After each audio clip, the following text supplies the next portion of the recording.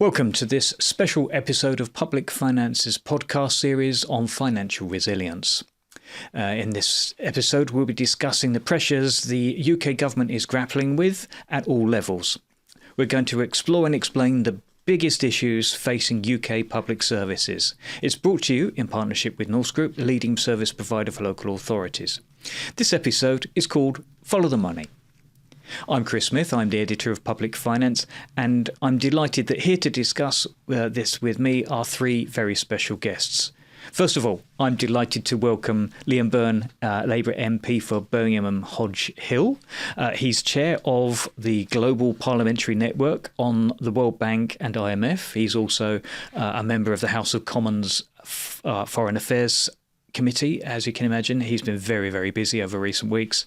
Liam's also an honorary professor at University of Birmingham.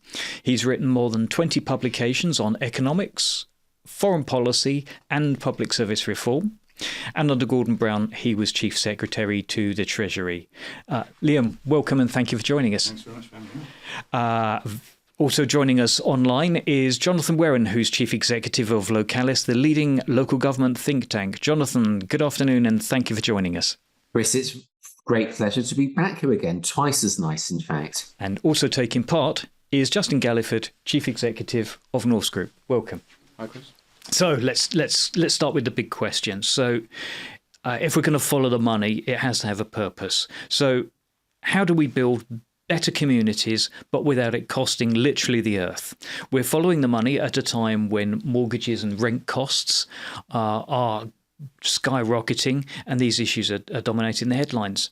So we're going to start our journey at Fillmore Gardens in London, which is actually a very salubrious address. It's just off London's Kensington High Street. The neighbourhood is now the most expensive street in Britain.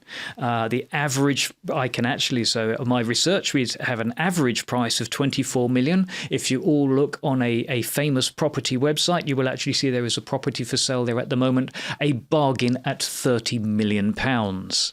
Now, by comparison, in Liam's constituency, you could buy an entire street for that.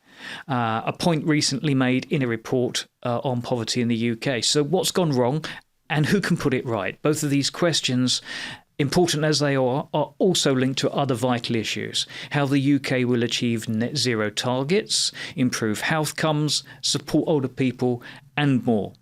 It's these things that are part of resilient communities, and in order to get to one, we've got to start with the other. So let's turn to our guest. Now, Liam, our factoid at the start there comes from the recent report that you've led on for the APPG on inclusive growth.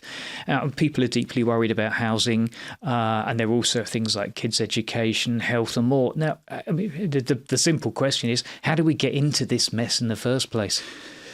So I guess what we're trying to shine a light on in Parliament at the moment is the way the British economy has fundamentally changed. So over the last 10 to 12 years since the financial crash, the trend rate of growth in our economy has basically fallen. Now, that's important because it's our national output each year that sets ultimately how much anybody walked home within their wage packet. But something else has happened at the same time. There has been this gigantic boom in the value of household wealth, not least thanks to nearly £1 trillion worth of quantitative easing that's kept interest rates low. Now, what that means is that the wealth to wages curve in the UK is now completely different. So back in the 1970s, when I was born, household wealth was about 4 times labour income. Now it's 10 times labour income. And of course, what that means is that most people have now got they just don't have the financial wherewithal to buy the assets like houses, like pensions. And so we've now got a situation where the top 1% have got a lot richer. So the wealth of the top 1% over the last 10 years has gone up by about 31 times everybody else. And you've got a big inequality that is now affecting people's quality of life and, crucially, their ability to buy the things that bring them security for the future. That's a big shift, and we've got to think about how we change that for the long term. And this is also something that's going to impact on regional and local governments, because if I'm in that street, let's go on our journey from Kensington and Chelsea to your constituency. How do we get there? So, for example, if you're born in your constituency, that's an awful just the making up the gap. If you imagine like a kind of a running track, and someone's already a lap ahead of you in policy terms and community cohesion and all of these other things, that's almost surely impossible to balance out. Yeah, and if you look kind of beyond the headline numbers, if you look, for example, at the way wealth has grown in different parts of the country, you see these pronounced inequalities again. So, it's no surprise that over the last 10 to 15 years, when you look at the growth in wealth of London and the South East, it radically outstrips the growth in wealth in other parts of the country. And that basically has big implications for people, because it means that if you are born in a particular part of Britain, then statistically your wealth is just not going to multiply as much as if you're born in other parts of the country. And that should make us think a heck of a lot harder about what are the kinds of investments that we need to put in place in places like Birmingham and other parts of the country to ensure that the wealth growth there actually matches the kind of growth that you've seen in London and the South East. And it's not just about money, is it? Because, and I'm going to bring Jonathan in on this, because let's talk about it's actually about inequality, isn't it? And there's things like there's health inequality, housing inequality. Just from a perspective of local government, what's the impact if I'm running a local authority? What does that look like in real terms, Jonathan? It looks like a annual struggle. Clearly, we've been through more than 13 years of straight and public finances, but clearly the continued service pressures, the age and population pressures, and the inexorable drift of high-value statutory services, adult and children's social care, swallowing most of the rest of the capacity for local government to deliver other discretionary services, is making things tighter than ever. And you've got what you'd argue those canaries in the coal mine, your Thurrocks, your Wokings, your Croydons, where councils have had to perform various financial somersaults and in many cases landed flat on their faces in an attempt to continue to delivering for their local population. So that's kind of the games which local government have been forced through in recent years. Isn't this also about need? I mean, I'm just now going to bring you in because you're at the sharp end of all of this. So if I'm living in my £30 million house in Kensington and Chelsea, the chances of me actually needing public services is actually quite small. If I'm in rented accommodation in Liam's constituency, the chances are I'm absolutely going to need things in terms of, supported living if I'm older and I once upon a time worked in heavy industry. So you'll have to, say, for example, a respiratory illness. That means that there's this dream, that public services, it's all this, can you deliver the same thing in, standard services across the country. Actually, this is about need, isn't it? Yeah, there's certainly an element that I think you outline where people need access to services at different points on their journey through life, so to speak. But I think there's a much wider point here, which is about the fabric of our democracy and what our country has founded itself on, certainly post-war, which is that everybody contributes. There's an ethical question there. Is it right that the wealthy because they say they don't access services, don't contribute proportionally to it? When we talk about the principle of merit goods in economics, big roads don't get built by one person paying for it. Everybody contributes because it's a merit good that drives a wider economy. And I think the point here is everybody contributing to funding local services creates a local healthy economy which benefits everybody. Liam, you're nodding.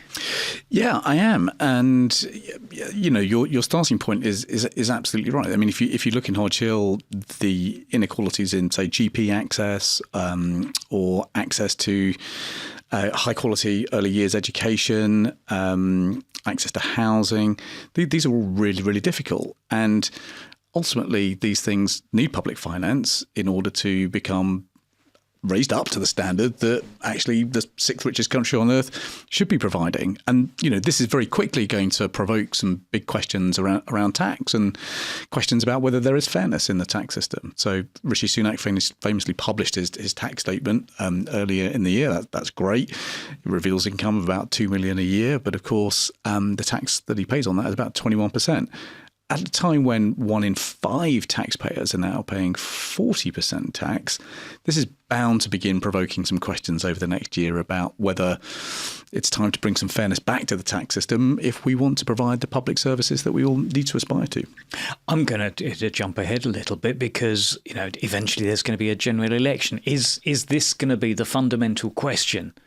That's, because we all look like whether it's a Jennifer's Ear moment or, if we're really looking at the key issues that are going to kind of set the campaign, is it about tax and who pays and how much? I think there's definitely going to be a question on tax because ultimately most people in Britain now think nothing works. I mean, it's the conversation that everybody kind of has. You'll have had some experiences on your way here where you think at least once or twice, why does nothing work in this country anymore? And ultimately, fixing these things isn't free. And these problems now bedevil significant parts of public services. And ultimately, we're going to have to find a way of paying for this. Now, we can either borrow more or we can figure out a way of bringing some fairness back to the tax system. The other buzzword that's been kicking around that for the last 2 years has been this thing called levelling up. Now, I mean, is this a sort of like, is that the panacea to all ills, is that somehow magically every bit of the country can be made to be, for want of a better word, level, equal? We should definitely try it. I think that's the point. But again, I mean, I'm having a debate in the House of Commons very shortly, which is about how we get a tram system built in East Birmingham, for example. We're about to get high speed 2 in our part of the world. That should be a great boost to economic growth, but it's not going to help the 300,000 people in East Birmingham who can't actually get there because our public transport system is too poor. Now. At the moment, we forecast tens and tens of thousands of jobs around the new high-speed stations. But those employers won't be able to get workers to those jobs from East Birmingham, which has got the highest poverty in the country, because the transport system's too so poor and because we've lacked investment in transport. So, we're going to have to think a lot more forensically about the kinds of public sector investments in merit goods if we are to really unlock growth and genuinely spread growth around the country and spread opportunity around the country. So is this actually about, to me, is this about joined up? There's this buzzword that, I mean, you'd have heard it when you were in the Treasury, joined up government. Well, we had what I thought was one of the more innovative bits of public service reform that I've drove forward as Chief Secretary was this idea of total place. It's still, you can judge how old people are in public services if they remember total place.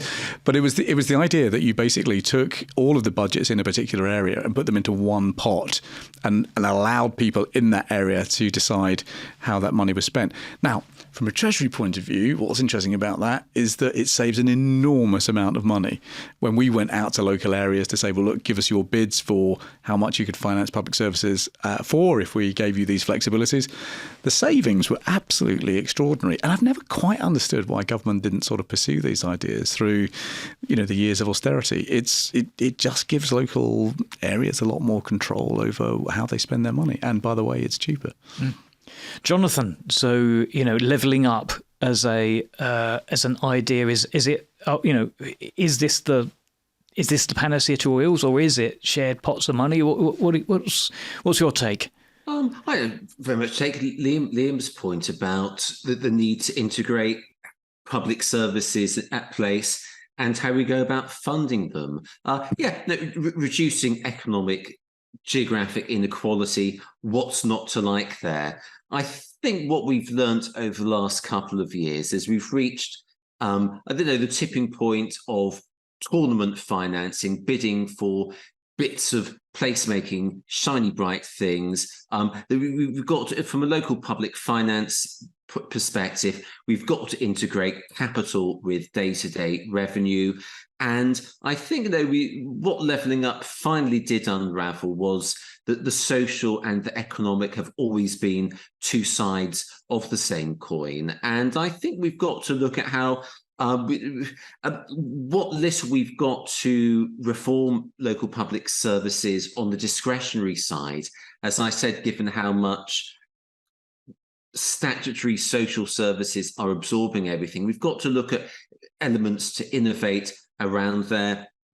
And I'd argue that if we want to make levelling up a devolutionary journey, through whatever way that might get rebadged through the next political cycle, in the way that total place became whole place community budgets, there's got to be something more ambitious about how we devolve public services reform, as well as the economic side, as well as the transport and the skills. How can we really empower local areas? And as we might be looking later through community services, neighbourhood services, to ensure that everyone is receiving the benefits of what we might be calling levelling up, or in terms of the public services people want to see, and which have to be the foundational building blocks for economic regeneration. Unless we're doing the basics brilliantly of local public services, what platform can there be for the skills, the local economic growth, which builds on to regional and ultimately national well-being and productivity? So is there a thing here, Liam, of actually talking to local communities? What is it, going out and saying to, it sounds like a radical, here we are, I've got local communities, your area pretty well, certainly as well as, say, for example, there's about 3 or 4 people, say, for example, the chief constable, head of the health trust, even people, a couple of people that are running the postal services because they know where people are and this sort of stuff. So is there a thing about actually talking to communities about what do you need? How can we help deliver that? And it's actually our job to listen to you. Is that? Yeah, I mean, it's tournament financing is a really useful phrase. I mean, I once, end of last year, I did a parliamentary question to every department to say, tell me what your local spending programmes are. And I stopped counting once I got to about 128 different local spending programmes with something like £64 billion distributed between them. That means you've got people in local government bidding for every single one of those pots. The transaction cost for all of that is really enormous. The rules are really different. The timetable's really different. It's slightly crazy. But, you can never have the same insight in Whitehall that you can on the ground. I give you, one example of one of my estates where we've, through a long, long campaign, we've got about £100 million in new investment coming into new housing, retrofitting in parks. You go out to local residents, the thing that they want is traffic calming. Because people keep getting killed on the local roads. They want the bus route reorganised. They want new facilities for young people. So, if there's one thing I've learned, working in politics and doing residents' meetings and door knocking every month, you can never second guess precisely what the priorities of a particular community are or a particular estate are unless you actually go and talk to people and ask them, okay, what is going on here and what are the things that we need to fix? Is there a, you've seen this from both sides. This is that as a constituency MP, you've got a really clear idea. And then in government, it's a very different set of situations. Is there a thing with once you're into Whitehall, is it the decision making process? Is it the mentality, or is it just the distance of people not being close enough to it? It's the kind of curse of big ambitions. So, ultimately you'll have a set of objectives for a particular country. You'll have for your country, you'll have a manifesto that you ran on. There will be, you will come basically because the KPI will make you, the Treasury will make you. You will come to a set of KPIs that you want to deliver, and you'll try and line up money across government against delivering on those big objectives. But ultimately, the balance of how you might deliver those outcomes in a particular community might be very different. In East Birmingham, a third of our population is under the age of 25. That means that to deliver particular outcomes, we might need to invest more in special educational needs services or mental health services or early years and early intervention. That pattern might look very different in Eastbourne, where a bigger fraction of the population is older. But the point is, when you're sitting in a Whitehall department, you've got to remember you're not omniscient and you're not omnipotent, and ultimately public money will be better spent and you will hit your outcomes quicker and more effectively if you devolve that decision making and the budgets to the front line. Here's a thought. So you mentioned a few different places, like Eastbourne and this sort of thing. Does Whitehall have the data to be able to? So, for example, a few years ago there was this discussion around the people that ran Tesco's. I don't know if I can mention them. A supermarket chain had a loyalty card that had a lot of data about where people were and what they were spending in each community. A very, very rich picture. Does Whitehall have the rich picture of who we are and where we're at and what we're doing? No, it's got census data, which, as we know, kind of gets less and less useful each year. So no, Whitehall just doesn't have the data, but crucially, Whitehall also doesn't have a particularly good ability to work together. And the truth is, and this is especially true the last few years, I know, but it's always been true in a way. Whitehall's a lot less politically stable than local government. And so if actually you're looking for persistence of decision making over time and you're looking at public services' ability to integrate public spending, that's 10 times easier to do at a local level than it is at the Whitehall level, where departments are always competing with each other and secretaries of states are always changing all the time.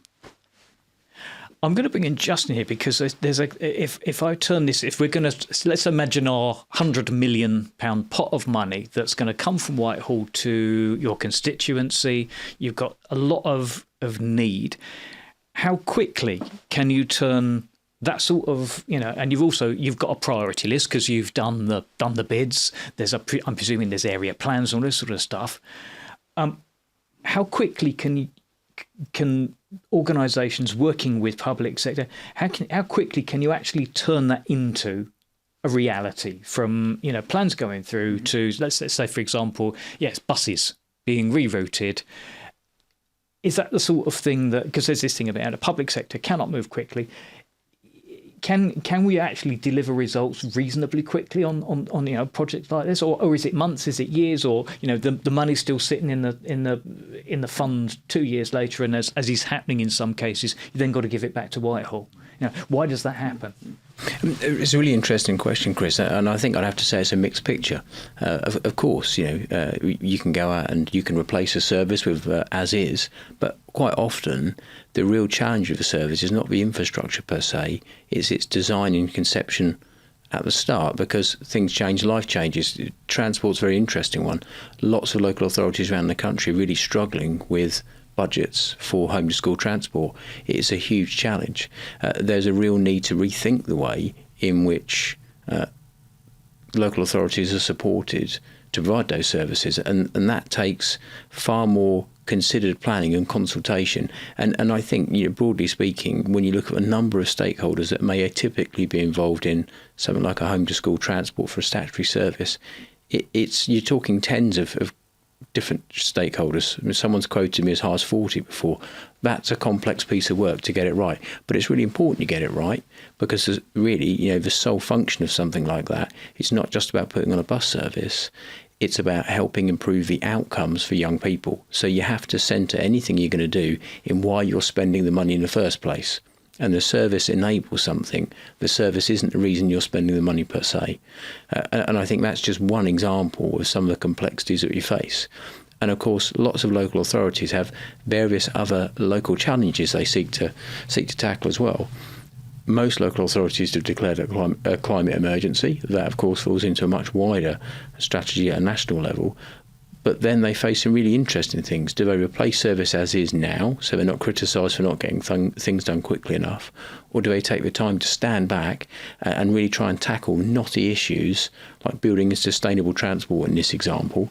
But there are many others I could give, whether it's social housing, whether it's adult care, or whether it's something like refuse collection. Are we just not really good at having difficult conversations? I mean, that feels to me like if we're going to say, well, actually, we can just keep, because, you'll get the post bag that says, we want to keep our bus service. Somebody else in the chain will say, actually, this is really inefficient. There's a better way of doing this. And there's a different set of outcomes and wins in the system, and everybody plays for that thing. And you end up, it's actually too difficult to try and shift people in the right direction. So you just end up trying to sort of make something that's not great a bit better. Are we just not great at having these, what they're called, courageous conversations? I think these conversations go on all the time, right, at the front line, and you know that because when you go and visit, people will give you a long list of the frustrations that they've got, and they will generally have spoken about those frustrations with a lot of other people who are running different bits of public service. What endlessly frustrates people at the front line is their inability to integrate funding, to create that kind of pooled budget at a local level, and take decisions quickly. Ultimately, where is the insight greatest into what needs to be done? It's always at the front line. That is where intelligence and insight is greatest. But in our system today, it's where flexibility is lowest. Right. And that's the kind of paradox that we've got to try and find a way of fixing. Jonathan, I want to bring you on this because you've done a lot of work around talking to communities. So what's going wrong? In some case, Chris, you'd be surprised things are going quite right and well. Okay, that's an interesting dimension. Okay, we'll go with optimism. Well, you mentioned sort of fillable gardens in Kensington and Chelsea. We did a analysis for the council last year on how they'd revolutionised their community consultation to community engagement. Obviously, in the aftermath of Grenfell, and you can see good examples of many councils who are using genuine dialogue, genuine engagement to not just win the local dressing rooms, but to generally co-design services around the needs of residents in a compassionate and empathetic way, and to deliver better outcomes. So obviously Wigan's been a great exemplar of this for many years. So I think there is you can learn from the Wigans and the Kensingtons and Chelseas of the local government world. I think what characterises poor practice in this is the continual fitting around people around the services available, and not tailoring them, and not failing to really see, well, even given the constraints we're under, what might good upstream, what might good preventative services look like through this. So I think you can characterise strong community co-production with better outputs and outcomes. And going back to the points Liam and Justin were making earlier around use of data and insight, councils which are doing the heart stuff do the mind stuff well in terms of using data and insight better. I think the problem is there isn't a universal standard on the quality or purpose of data analysis. You get the frequent sobriquet, our local authorities being data rich but analysis poor. And I think there's some answers we could come out for this, either using pooling, maybe even a whole place approach to better use of data, whether regional or sub-regional centres for collating and analysing data as a shared resource amongst public service providers across a wider geographic area, to build on strong community insight. Liam's nodding, and he's got is a very thoughtful expression. Well, no, because I think the ambition that most public servants share is that it's a heck of a lot cheaper to put a fence at the top of the cliff than an ambulance at the bottom. And so, the point Jonathan makes about early intervention is a really good example of how integrated data, some authorities call them data mills, where you bring data from different agencies and authorities together to analyse patterns holistically is a really good example. I remember really vividly, I think it may have been Leicestershire exactly, doing a lot of early intervention work around costs to the NHS. And, what they found is a big chunk of the costs were being driven by Friday night at A&E. And once they got the police involved, they realised that actually a lot of that cost was being driven by misuse of alcohol late on a Friday night and into the early hours of Saturday. But the preventative intervention was probably with the local authority that may have been either needing to change some licensing laws or indeed intervene proactively with particular families to ensure that particular kinds of services were available. So you've got at least 3 different agencies there thinking and sharing an approach to problem solving.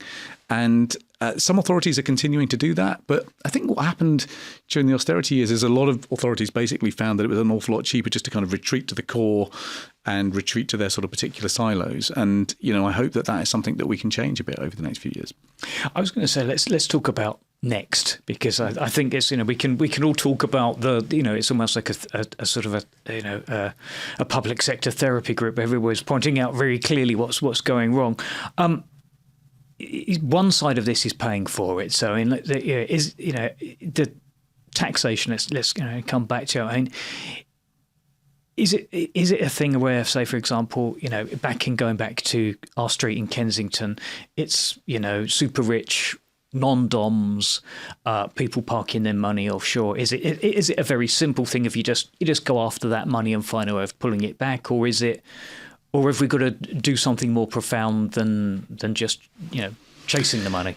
Well, the all-party group on inclusive growth that I co-chair with John Penrose is doing a bit of work on this. So we're just launching a big project ahead of the manifestos to provide a bit of provocation to the political parties to help them focus a bit harder on fixing poverty and tackling inequalities. So we're just about to release a huge amount of polling that will be publicly available.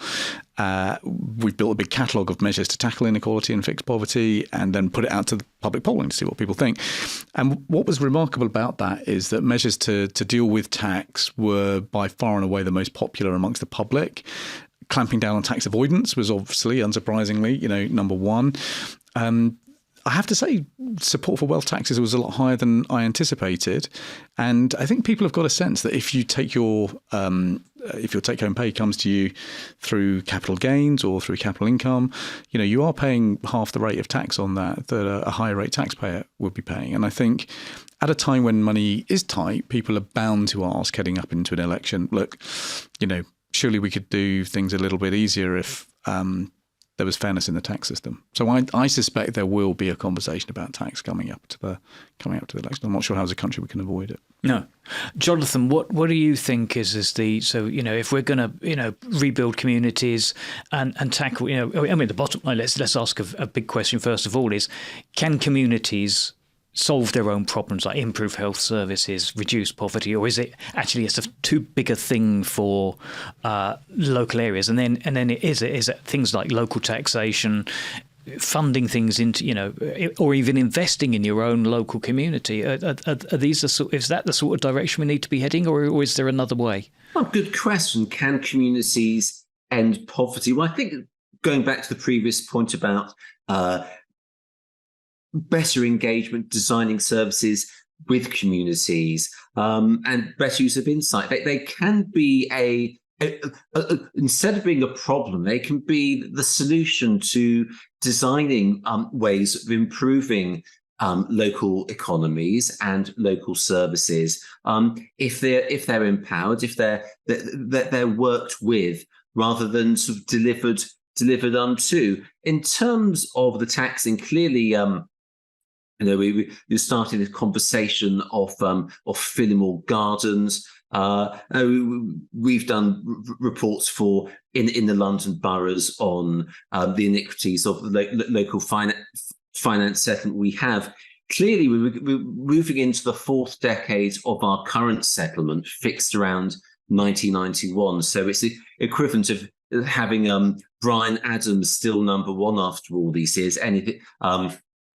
There's got to be a shift there from council tax and business rates. It's very iniquitous that say the extreme, one of those Candy Brothers mega apartments on the corner of Hyde Park, property value over say 100 million. What's the maximum you can charge a resident there for council tax? Well, maybe 1,200, 1,500 if you're pushing it up. I think restoring that link between property values and local taxation has to be tackled sooner rather than later. Clearly, there's no trade-offs. There'll be winners, there'll be losers from that. But having a properly resourced local finance is essential. It's either that or the casino local finances we've witnessed with Woking and Thurrock, amongst other examples. If we want decent public services, well-resourced, we're going to have to tackle this at the root level. Is this about leadership? This is, I think, this the other part of it is people, whether it's particularly regional mayors have a really good opportunity to actually say, this is our area, this is our place, this is what we want to do. We know what this is going to cost, and clearly everybody in the area wants this. So actually, it's about, if we want this and we're going to take responsibility for this, then it's also about us investing in this and paying for this. And is that a conversation that strong leaders and local or regional people need to be doing? Or is it a Whitehall thing? Or is it? I think this happens. I mean, ultimately, what do you pay politicians to go to work to do? I mean, you pay them to listen hard and bring together agendas for change. And I think you're going to see political leaders all over the country do that in the run up to the election. People know that this next election is quite a big change moment. I mean, no matter how the polls shift, people know that the country needs to change of direction. We can't go on in the way that we are at the moment. And so I think people do know that we can't continue as we are.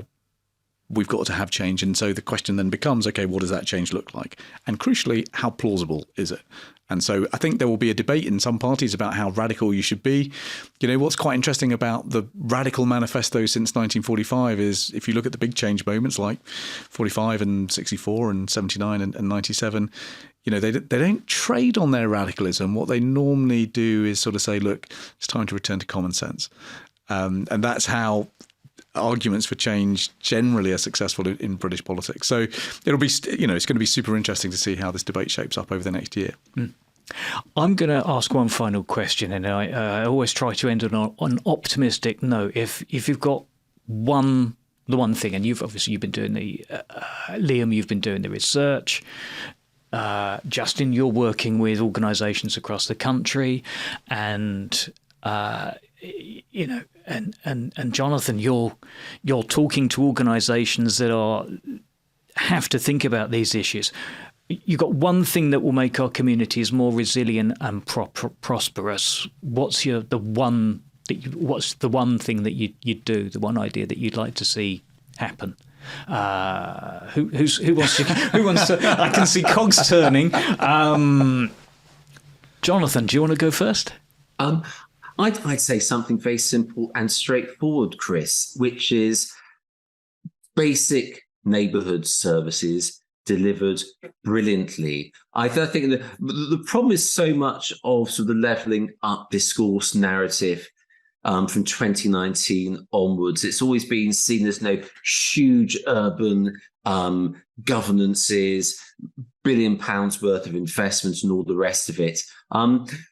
And unless we have a bedrock of adequately resourced neighbourhood services doing the basics of street cleansing, public health, and all the rest of it well, so people feel that inherent sense of pride in place from which it all comes. That is my ask. It's as simple as that, and from that strong foundation, yes, we can build anything from an export-led growth all the things to make a productive economy, high wages, and all the rest, all the difficult things. But you have to start doing the basics consistently, brilliantly, and everywhere for the sake of everyone's dignity in every part of the country.